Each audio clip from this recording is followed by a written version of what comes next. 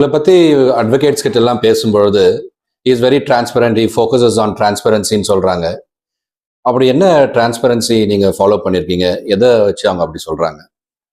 as far as this treasure post is concerned, transparency என்றதை பொறுத்தி நான் சொல்லணும்னா நான் என்ன பண்ணேன்னு சொல்லணும்னா எல்லா நண்பர்களும் சொல்வது, டிசம்பர் மாதம் 2023 டிசம்பர் மாதம் தேர்தல் நடந்தது.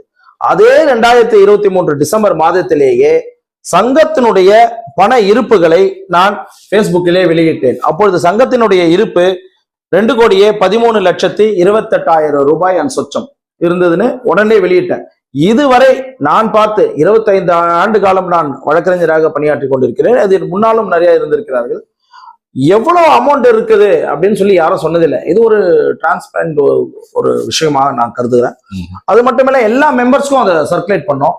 பிளஸ் எவ்ரி குவார்ட்டர் நான் ஃபேஸ்புக்லயும் சரி, எல்லா சோசியல் மீடியாலும் சரி, என்னுடைய லெட்டர் ஹெட்லயும் சரி, இது எவ்வளவு சங்கத்துல பணம் இருக்கு, கையிருப்பு எவ்வளவு இருக்கு, எவ்வளவு செலவாயிருக்கு அப்படின்னு போட்டுக்கொண்டே வந்தேன். அது என்னை தொடர்ந்து ஃபாலோ பண்றவர்களுக்கும் அல்லது அதை பார்க்கிற அனைத்து உறுப்பினர்களுக்கும் நன்றாக பரிச்சயம், அவர்களுக்கு நன்றாக தெரியும். அது மட்டும் அல்லாமல் ப்ராப்பராக ஆடிட்டிங் கொடுக்க வைக்கப்பட்டு, ஆடிட் ரிப்போர்ட்டை ஃபைல் செய்யப்பட்டு, அதை பொதுக்குழுவிலும் சரி, ஆனுவல் ஜெனரல் பாடி மீட்டிங்லையும் சரி, ஆனுவல் டேலையும் சரி, அவைகளை எல்லாம் டைம் அண்ட் அகைன் நாங்கள் வெளியிட்டு கொண்டே இருந்தோம்.